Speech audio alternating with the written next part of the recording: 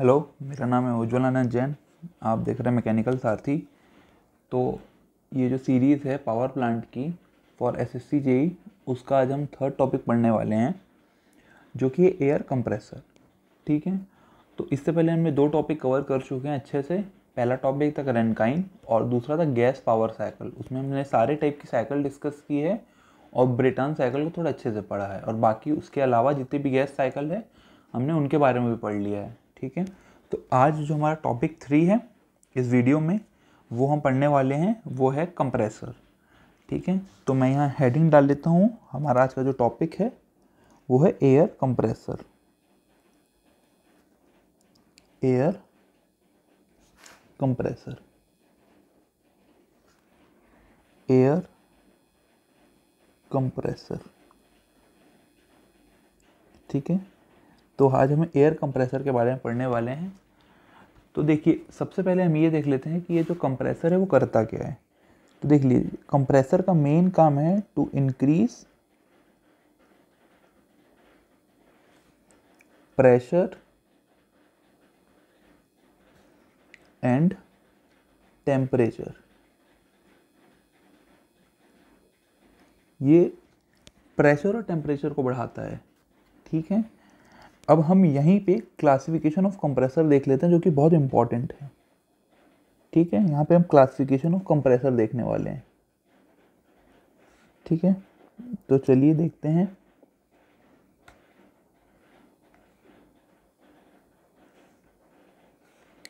देखिए, जो दो तरह से कंप्रेसर को क्लासिफाई किया गया है। पहला, पॉजिटिव डिस्प्लेसमेंट। पहला जो है वो पॉजिटिव डिस्प्लेसमेंट। दूसरा है डायनामिक।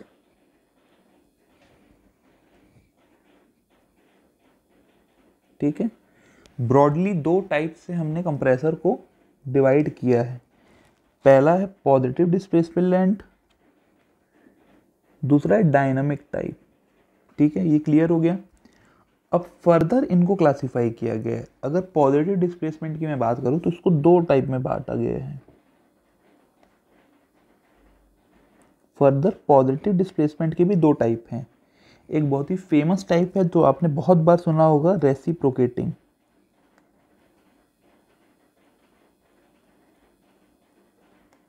कंप्रेसर। पॉजिटिव डिस्प्लेसमेंट में एक और टाइप होता है रोटरी कंप्रेसर। ये कई लोगों को नहीं पता होता, तो जिनको नहीं पता होगा उनको अब ये पता चल गया। पॉजिटिव डिस्प्लेसमेंट की ही दोनों टाइप है। रेसिप्रोकेटिंग भी पॉजिटिव डिस्प्लेसमेंट का टाइप है और रोटरी टाइप ऑफ कंप्रेसर भी पॉजिटिव डिस्प्लेसमेंट का ही टाइप है। ठीक है, तो रेसिप्रोकेटिंग में हम जब अगर रेसिप्रोकेटिंग के बारे में यहाँ पे कुछ डिटेल लिखें,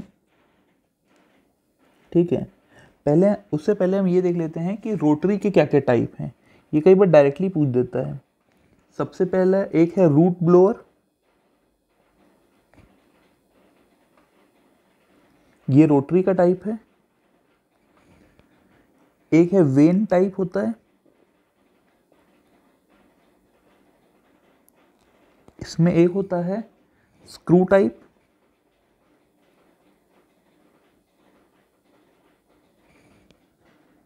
रूट ब्लोअर को ही हम बोलते हैं लूप टाइप।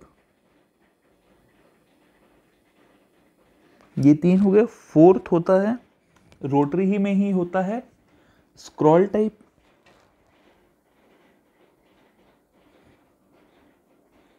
एटसेट्रा। तो ये जो होते हैं, ये जो टाइप हैं, ये पॉजिटिव डिस्प्लेसमेंट के रोटरी के टाइप हैं। पॉजिटिव डिस्प्लेसमेंट में फर्दर क्लासिफिकेशन में रोटरी कंप्रेसर, रोटरी के टाइप हैं ये। रेसिप्रोकेटिंग हमको पता है। तो देखिए, रेसिप्रोकेटिंग क्या होता है, इसके बारे में थोड़ी सी मैं यहाँ लाइन लिख देता हूँ। रेसिप्रोकेटिंग के बारे में, used to increase very high pressure.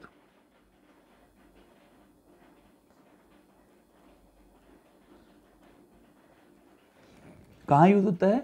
बहुत ज़्यादा अगर आपको प्रेशर रेशियो चाहिए तो आपको रेसिप्रोकेटिंग में मिलेगा। बट इसका डिसएडवांटेज क्या है? But mass flow rate is very less. ये क्लियर हो गया? ठीक है, बहुत इंपॉर्टेंट है, इसका एग्जाम्पल कहाँ है, तो ये यूज कहाँ होता है? Small AC,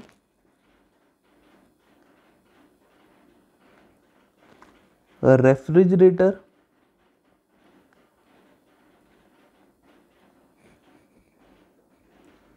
fridge.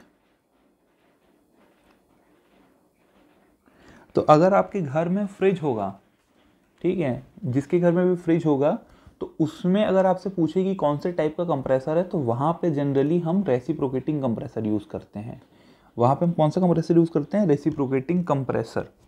ठीक है, अब मैं अगर रोटरी की बात करूँ यहाँ पे, तो रोटरी में जो प्रेशर रेशियो होता है वो इसके कंपेयर में कम होता है। तो यहाँ पे प्रेशर रेशियो रोटरी में अप टू 2.2 से 3 के बीच, ठीक है, बट इसका mass flow rate compare to reciprocating ज़्यादा होता है। कंपेयर टू रेसिप्रोकेटिंग में की मैं बात कर रहा हूँ, ठीक है। इसका यूज़ कहाँ होता है? टर्बो चार्जर में। यूज़ कहाँ होता है? टर्बो चार्जर में। ठीक है, तो ये दोनों क्लियर हो गए आपको। अब अगर डायनामिक में इनकी मैं बात करूँ, तो डायनामिक में 2 कंप्रेसर यूज़ होते हैं। इसके फर्दर क्लासिफिकेशन में अगर बोलूँ, एक है सेंट्रीफ्यूगल,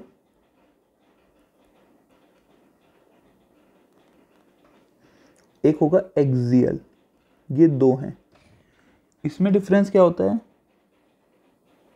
दोनों में?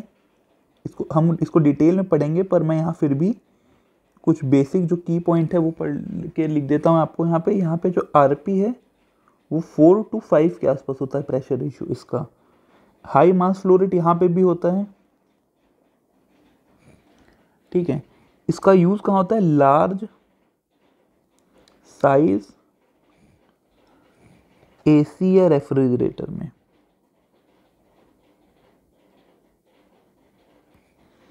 ठीक है, अगर मैं एक्सियल की बात करूं, तो यहाँ पे ओवरऑल प्रेशर रेशियो कितना होता है? यहाँ पे ओवरऑल प्रेशर रेशियो, अगर मैं इसको थोड़ा जूम कर देता हूँ ताकि आपको क्लियरली दिखे, ओवरऑल प्रेशर रेशियो इसका कितना होता है? 10 to 15। इसमें भी जो हाई मास फ्लो रेट इसमें भी होगा। हाँ, इसका बहुत इंपॉर्टेंट यूज, यहाँ मैं इसको अच्छे से लिख देता हूँ। इसका यूज किसका? एक्सियल फ्लो का यूज। तो इसके 2 मेन यूज हैं, गैस पावर प्लांट, ये बहुत इंपॉर्टेंट है, और एक यूज इसका होता है एयरक्राफ्ट में। इसके ये 2 बहुत इंपॉर्टेंट यूज हैं, ठीक है। हमने सबको पढ़ लिया, ठीक है, ये ठीक है। तो ये हमने जितने भी टाइप के कंप्रेसर थे हमने उसको कवर कर लिया। अब हम जो मेन हमारे सिलेबस में है वो है रेसिप्रोकेटिंग, सेंट्रीफ्यूगल और एक्सियल फ्लो। अब हम इसको पढ़ते हैं। तो सबसे पहले हम स्टार्ट करने वाले हैं रेसिप्रोकेटिंग कंप्रेसर से। तो मैं यहाँ पे रेसिप्रोकेटिंग कंप्रेसर की हेडिंग डाल देता हूँ, रेसिप्रोकेटिंग कंप्रेसर, ठीक है, रेसिप्रोकेटिंग कंप्रेसर। ओके, देखिए यहाँ पे क्या होता है, इसके बारे में कुछ की पॉइंट में लिख देता हूँ। RP is very high. कितना हाई? अप टू लगभग 1000 के आसपास होता है। इसकी कुछ खासियत, लो मेंटेनेंस, इसमें मेंटेनेंस की ज़रूरत नहीं होगी। अगर आपने नोटिस किया होगा कि आपके घर के फ्रिज के कंप्रेसर में बहुत आपने रेयरली सुना होगा कि कंप्रेसर ख़राब हो गया, ठीक है। तो इसका मेंटेनेंस लो होता है, ये कॉम्पैक्ट भी होता है।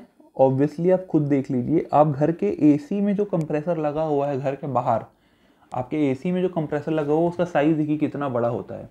वो कौन सा कंप्रेसर है? वो जनरली सेंट्रीफ्यूगल कंप्रेसर यूज़ होता है। बट अगर आप फ्रिज को देखेंगे, फ्रिज कितना कॉम्पैक्ट, उसमें एक छोटा सा पोर्शन में और छोटे से पोर्शन पे लगा होगा रेसिप्रोकेटिंग कंप्रेसर। तो रेसिप्रोकेटिंग कंप्रेसर बहुत कॉम्पैक्ट होता है, ठीक है। हाँ, इसकी लिमिटेशन क्या होती है, इसकी लिमिटेशन क्या होती है हम वो देख लेते हैं। इसमें जो सप्लाई होती है इज इंटरमिटेंट, मतलब रेगुलर सप्लाई नहीं होती, इंटरमिटेंट इसमें सप्लाई होती है, मतलब इरेगुलर सप्लाई होती है। दूसरा, मास फ्लो रेट जो होगा वो लो होता है इसमें, मास flow rate is low. For एक और पॉइंट क्या, वॉल्यूम डिलीवर्ड जो होगा वो वेरी लेस होगा,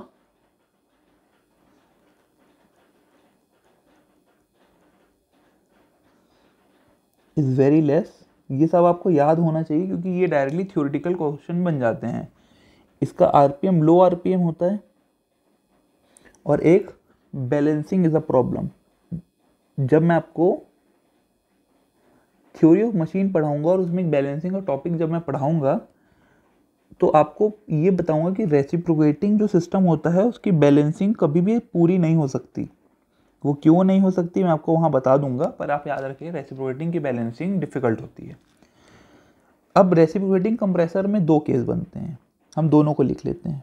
पहला, विदाउट क्लियरेंस,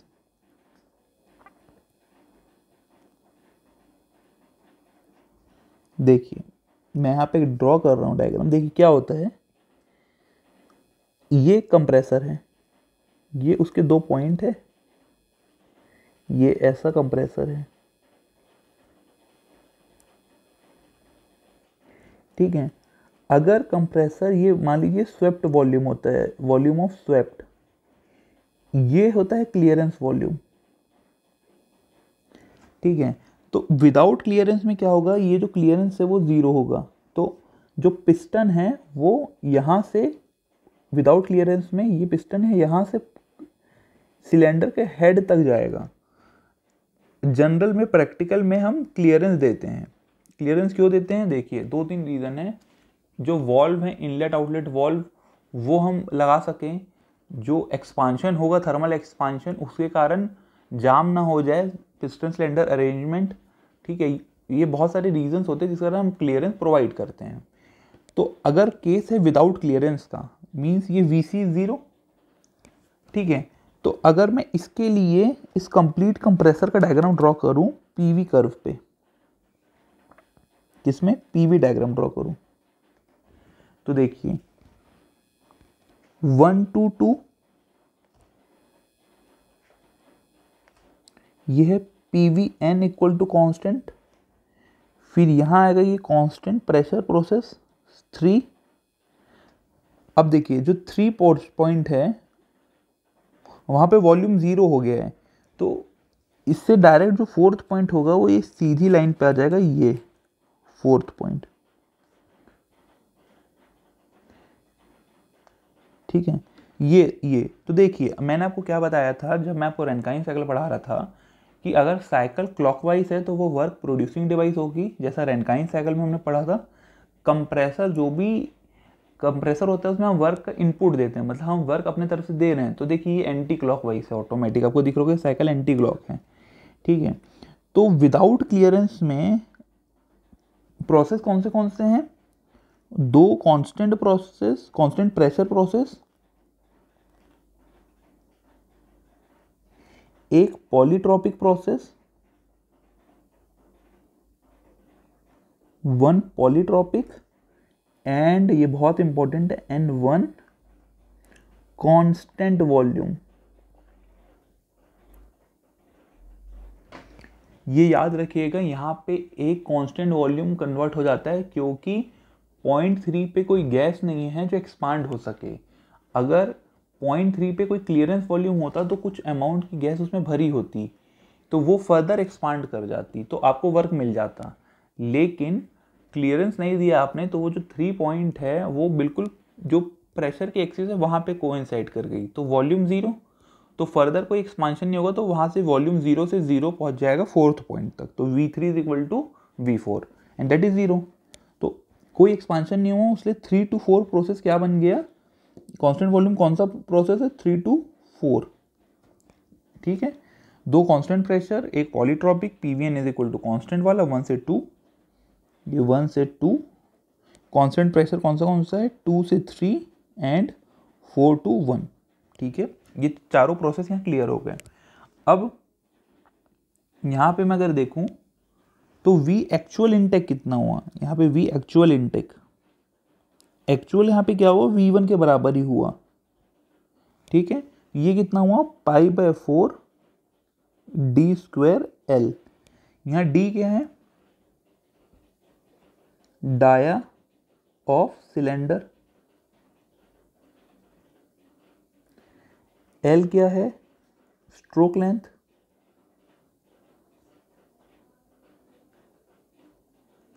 ठीक है। तो V actual π/4 d² into L। हम अगर वर्क इनपुट की फॉर्मूले की बात करें तो वो डायरेक्ट होता है n/n-1 P1 V1। ये एक्चुअल में V एक्चुअल 1 होता है, बट यहाँ पे V एक्चुअल 1 V1 के बराबर है, actual volume at the entry of compressor. ठीक है, यहाँ पे क्या होगा RP n-1/n-1। ये बहुत इंपॉर्टेंट फॉर्मूला है, इससे मेंस में भी क्वेश्चन आपसे पूछेगा। ठीक है, अब अगर मैं विथ क्लियरेंस की बात करूं, ये विदाउट क्लियरेंस है, अगर मैं विथ क्लियरेंस की बात करूं, इसी कंप्रेसर में अगर मैं क्लियरेंस दे दूं विथ क्लियरेंस,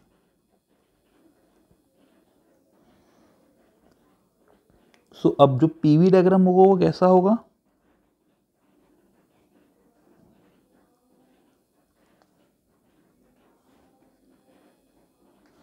वन से 2,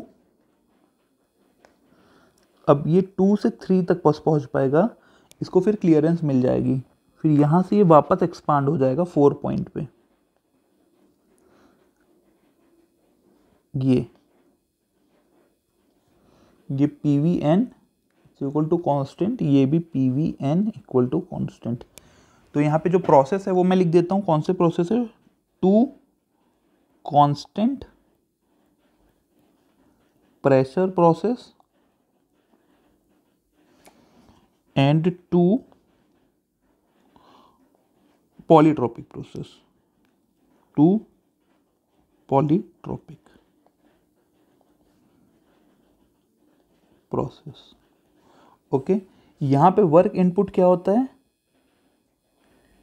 n/n-1 P1 V actual 1 into RP n-1/n-1। ये पूरा फॉर्मूला है। ठीक है, तो P1 V1 को हम और क्या लिख सकते हैं, ये यहाँ पे ये मैं लिख देता हूँ, P1 V actual 1 is equal to MAR/T1। ये भी आप यूज़ कर सकते हैं इस फॉर्मूले पे। और वैसे V एक्चुअल 1 क्या होता है, V एक्चुअल क्या होगा, V1 माइनस V4, ये आप याद रखिए। ठीक है, ये दोनों चीज़ P1 V एक्चुअल के 1 के बदले आप MAR/T भी यूज़ करते हैं। ठीक है, MAR/T भी आप यूज़ कर सकते हैं, ये आपको याद रखना पड़ेगा। ठीक है, अब एक इंपॉर्टेंट पॉइंट यहाँ पे नोट। ठीक है, नोट अब मैं देख लेता हूँ मैं यहाँ क्या लिखने वाला हूँ, अब वो भी देखिए। Due to clearance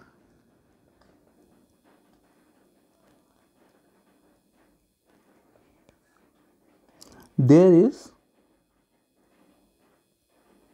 no effect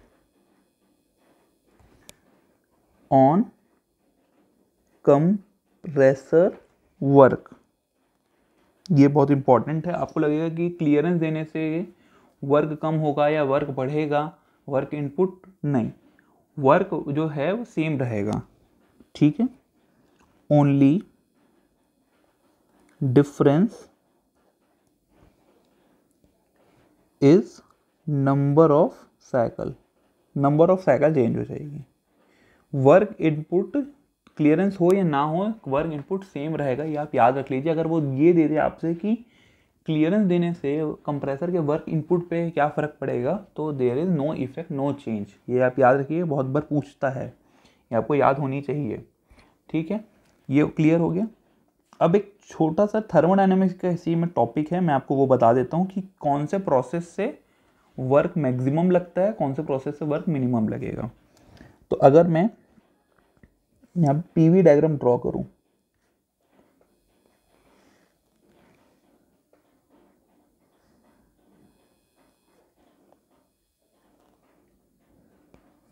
ठीक है, मैं ये पीवी डायग्राम ड्रॉ कर रहा हूँ। ठीक है, ये पॉइंट 1 है।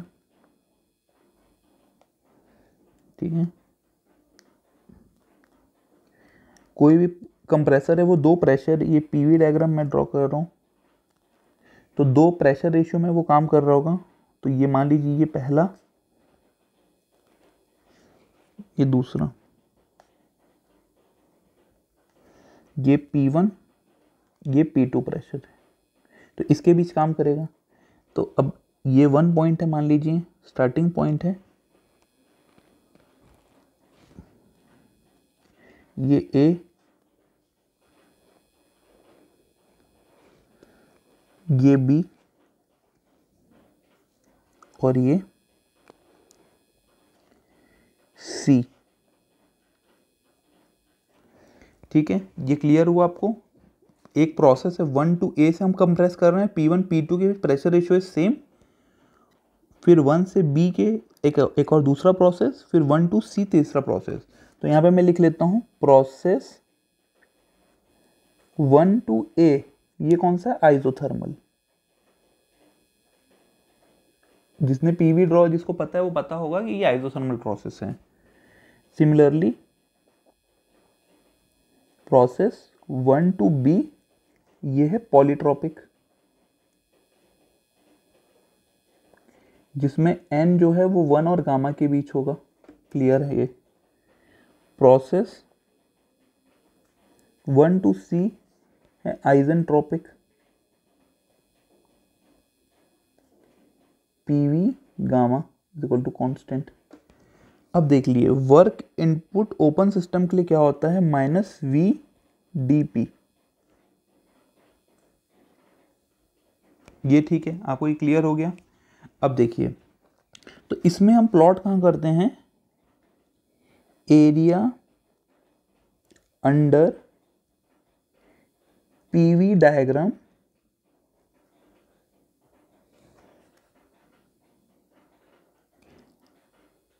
प्रोजेक्टेड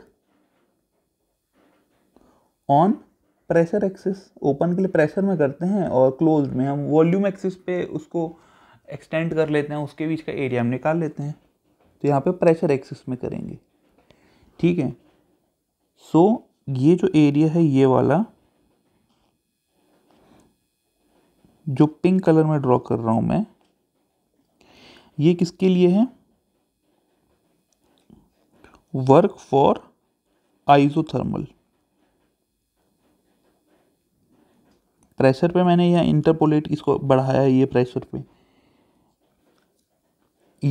इसमें मैं एक और कलर यूज कर लेता हूँ, कोई और कलर, पर्पल। तो जो पर्पल कलर है वो पूरा ये है।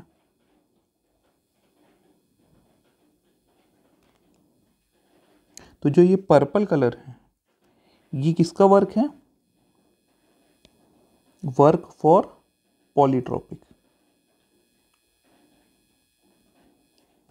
ठीक है, कोई और मैं कलर ले लेता हूं ताकि बिल्कुल क्लियर दिखे, ब्लू कलर, ये पूरा ब्लू। तो जो ये ब्लू कलर है वो वर्क फॉर आइसेंट्रोपिक। तो अगर मैं इन तीन प्रोसेस की बात करूं तो आप मुझे खुद बताइए किसमें वर्क ज़्यादा होगा। आप देख रहे हैं कि वर्क फॉर आइसेंट्रोपिक में ज़्यादा एरिया कवर है, पॉलीट्रॉपिक में उससे कम, आइसोथर्मल में सबसे कम। तो work for isothermal process is minimum. हो सकता है आपने सुना हो, इसको हमने डायग्राम की हेल्प से देख लिया। आइसोथर्मल में कंप्रेशन वर्क सबसे मिनिमम होता है। ठीक है, आइसोथर्मल में कंप्रेशन वर्क सबसे मिनिमम होता है। तो अगर मैं इसको यहाँ लिखूं तो work for isothermal work for polytropic, work for isentropic. ये कंप्रेशन की बात हो रही है, ये किसकी बात हो रही है, कंप्रेशन की।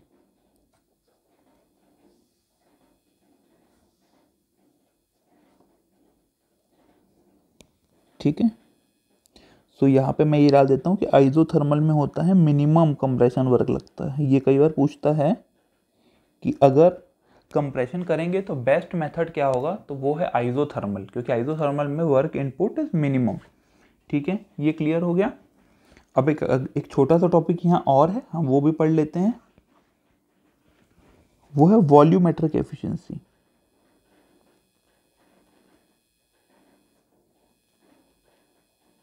वॉल्यूमेट्रिक एफिशिएंसी, इसको हम इस ऐसा डिनोट करते हैं। ठीक है, क्लियर। तो वॉल्यूमेट्रिक एफिशिएंसी के बारे में हम देख लेते हैं। इसका फॉर्मूला क्या है, 1 + C - C P higher upon P lower 1/n। ये बहुत इंपॉर्टेंट है फॉर्मूला, ये आपको याद होना चाहिए। मैं यहाँ पे लिख देता हूँ कि क्या क्या है, क्या जो वैल्यूज इसमें हम यूज़ किए हैं, जो टर्म यूज़ किए हैं वो क्या है। ये है क्लियरेंस रेशियो। क्या है ये clearance ratio, that is volume of clearance upon volume of swept. N क्या है, एन आपको याद रखना पड़ेगा, जो एन होता है ये एक्सपांशन का कोफिशिएंट है, इंडेक्स, एक्सपांशन का इंडेक्स है ना, ये कंप्रेशन का इंडेक्स नहीं है। जो वो 3 to 4 एक्सपांशन हो रहा है ना, उसका एन का बात है ये, उसका एन आपको लेना है, उसका एन आपको लेना है। ठीक है, कौन सा, 1 to 2 प्रोसेस का नहीं, 3 to 4 जो एक्सपांशन हो रहा है ना, उसका लेना है आपको एक्सपांशन इंडेक्स। ठीक है, ओके। तो इस फॉर्मूले को मैं कुछ इंपॉर्टेंट पॉइंट ले लेता हूँ कि effect on volumetric efficiency of various parameter, effect of volumetric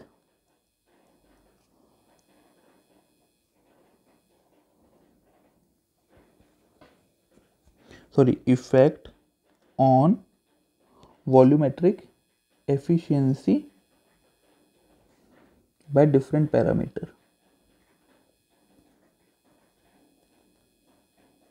ठीक है, देखिए कुछ तो आपको फॉर्मूले से ही हो जाएंगे, तो मैं पहले फॉर्मूला वाला लिख देता हूँ जिससे आपको क्लियर हो जाएगा। तो देखिए एफिशिएंसी ऑफ वॉल्यूमेट्रिक को हम ऐसा भी लिख सकते हैं, 1 - C P higher upon P lower 1/n - 1। ठीक है, तो देखिए इसको देखेंगे अगर आप, तो यहाँ से, ठीक है, इसको अगर मैं यूज करूँ तो इससे जो जो प्रूफ हो जाएंगे, पहले आप उसको लिख लीजिए। ठीक है, वो क्या है देखते हैं हम। सबसे पहला, अगर क्लियरेंस रेशियो बढ़ता है तो फॉर्मूले से आपको क्लियरली दिख रहा है कि वॉल्यूमेट्रिक एफिशिएंसी रिड्यूस हो जाएगी, क्योंकि अगर ये पैरामीटर बढ़ेगा तो नेगेटिव साइन है यहाँ, तो एफिशिएंसी, वॉल्यूमेट्रिक एफिशिएंसी उतनी कम हो जाएगी। ठीक है, सेकेंड, अगर P higher upon P lower का ratio, that is pressure ratio बढ़ा,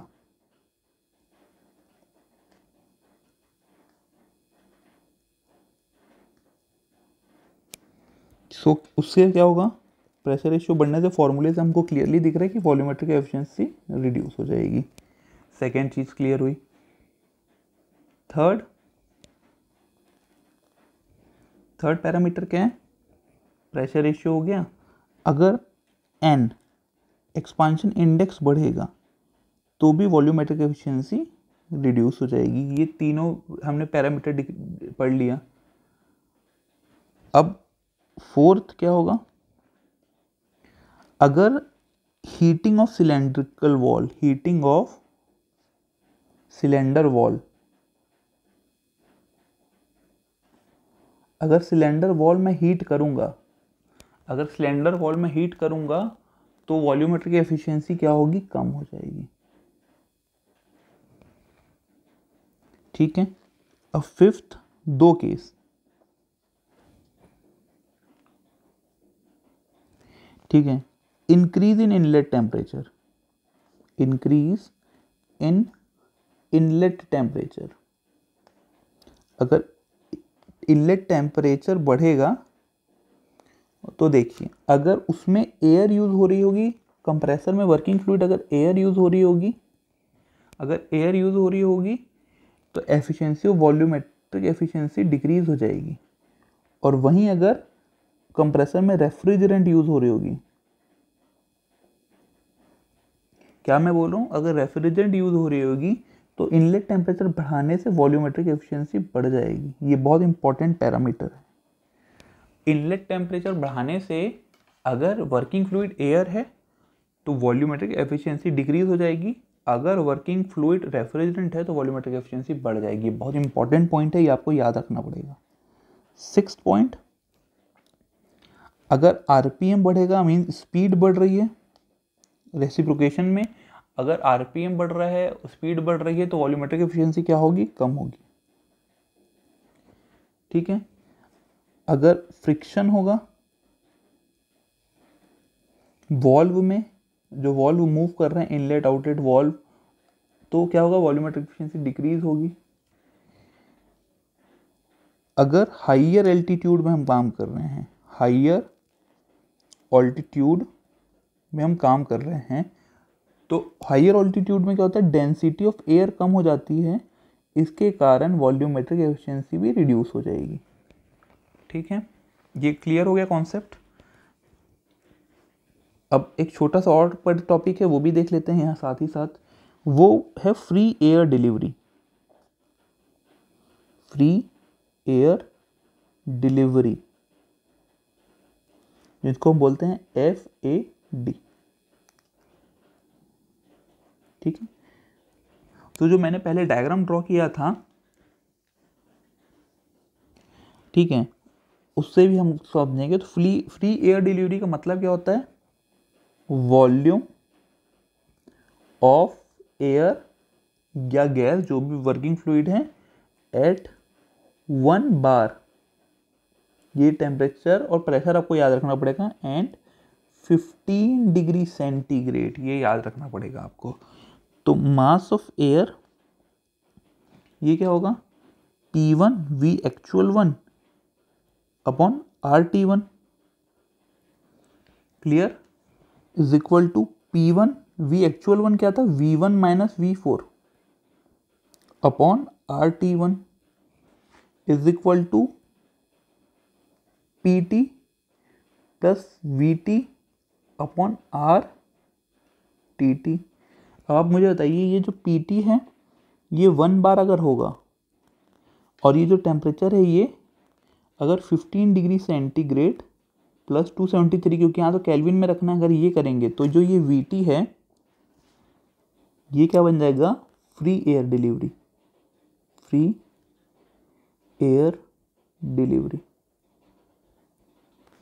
ठीक है, 1 बार अगर आप प्रेशर आपने कर दिया टेम्परेचर 15 डिग्री, तो इसी फॉर्मूले से जो VD है वो निकल जाएगा।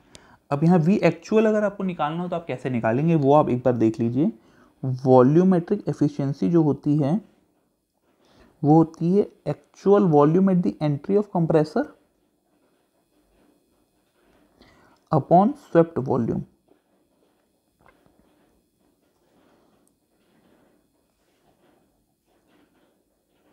वॉल्यूम स्वेप्ट कितना होता है, π/4 d² L।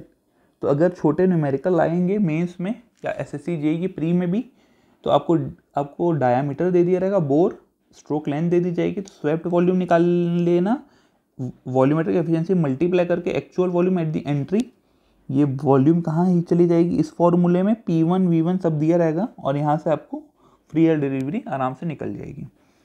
अब जो रेसिप्रोकेटिंग हमने कंप्रेसर पढ़ा है उसमें अभी तक हमने सिंगल रेसिप्रोकेटिंग कंप्रेसर मतलब सिंगल स्टेज में, इसमें मल्टी स्टेज रेसिप्रोकेशन में भी हम कर सकते हैं, मल्टी स्टेज कंप्रेशन भी कर सकते हैं, मल्टी स्टेज कंप्रेशन। ठीक है, मल्टी स्टेज कंप्रेशन करने से फायदा क्या है हम पहले वो लिख लेते हैं। एडवांटेज पहला, वॉल्यूमेट्रिक एफिशिएंसी बढ़ जाएगी। सेकंड,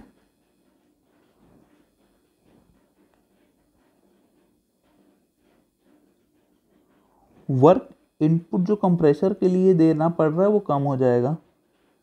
थर्ड, बैलेंसिंग अच्छी होगी, बैलेंसिंग विल बी गुड।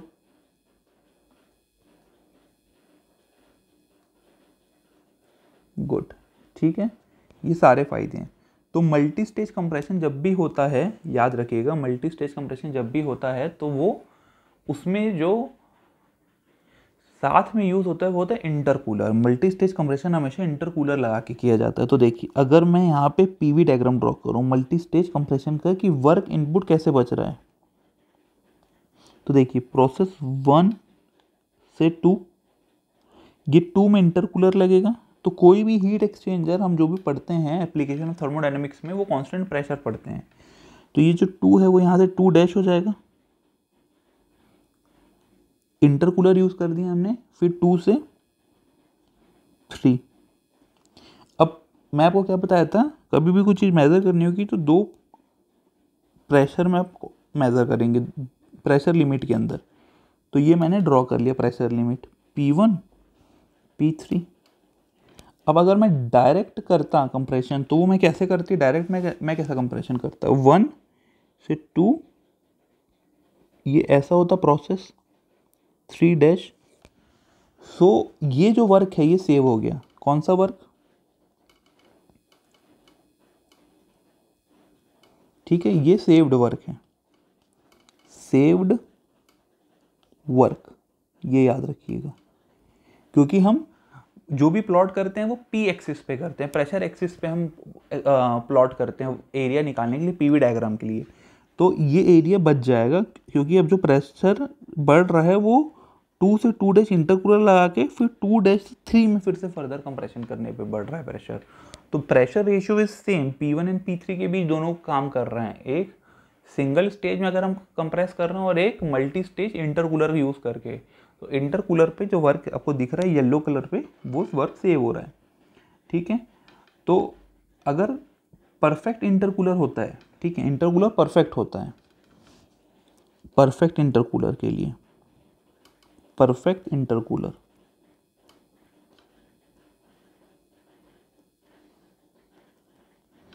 ठीक है, परफेक्ट इंटरकूलर के लिए क्या होगा, जो P2 है या P2 डैश वो होगा P1 इंटू P3 के। ये बिल्कुल आपको याद रखनी है, ये चीज़ बिल्कुल भूल नहीं सकते आप इसको, ठीक है। दूसरी WC1 WC2 दोनों सेम होगी फर्स्ट स्टेज पे और सेकंड स्टेज पे।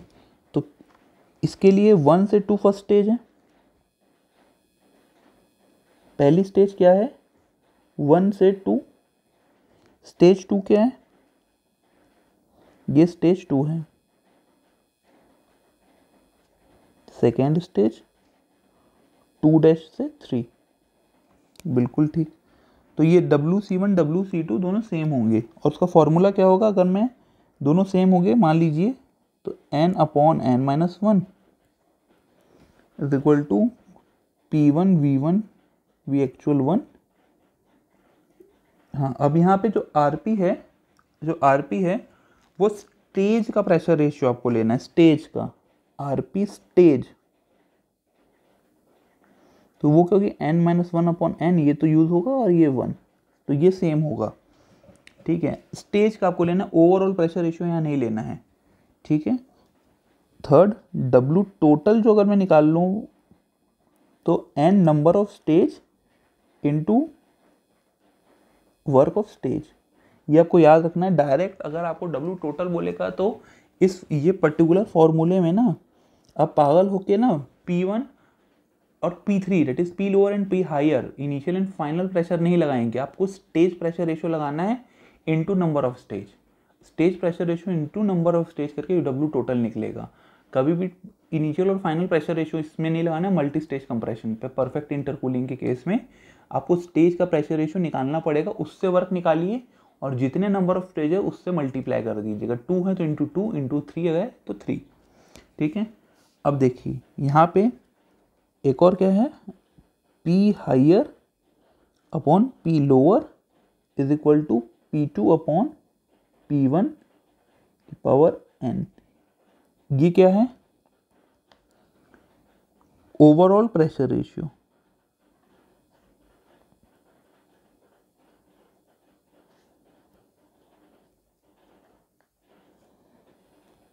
ये क्या है? Stage pressure ratio.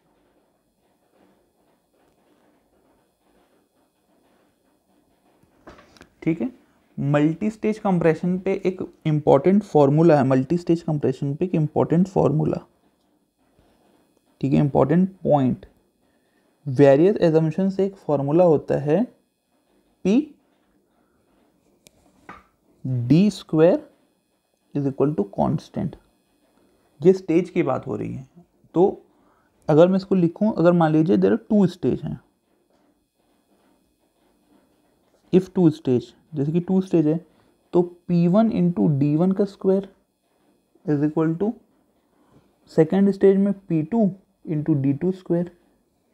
तो देखिए, अगर 2 स्टेज हैं तो ऑब्वियसली जो प्रेशर होगा 2 पे, वो P से प्रेशर एट 1 से ज़्यादा होगा, कंप्रेशन हो रहा है ना भाई, तो सेकेंड स्टेज में प्रेशर ज़्यादा मिल रहा होगा कंपेयर टू इनिशियल प्रेशर के।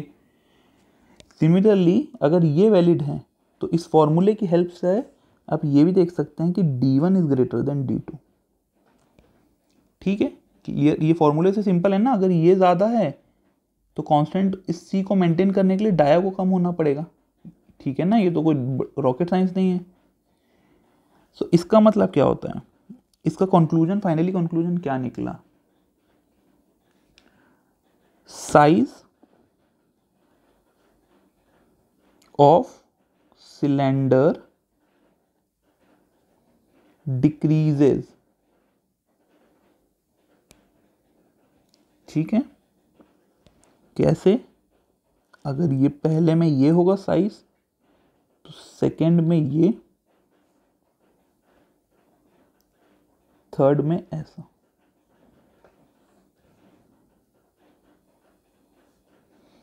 First, second, third, so decrease in size.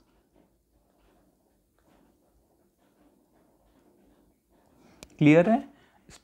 आगे वाले स्टेज का जो साइज होगा वो पहले वाले स्टेज के साइज से छोटा होगा। सिलेंडर का साइज की यहाँ बात हो रही है। Size of cylinder decreases. ठीक है, जैसे जैसे स्टेज बढ़ता जाएगा फर्दर स्टेजेस के साइज ऑफ सिलेंडर डिक्रीज होंगे। ठीक है, ये बहुत इंपॉर्टेंट पॉइंट है। तो चलिए इस वीडियो को यहाँ ख़त्म करते हैं। इसका पार्ट 2 भी आएगा जिसमें बचे हुए 2 कंप्रेसर हम पढ़ेंगे। Okay, thank you. अपनी स्टडी को अच्छे से कंटिन्यू रखिए। All the best. चलिए बाय, मिलते हैं नेक्स्ट वीडियो पे।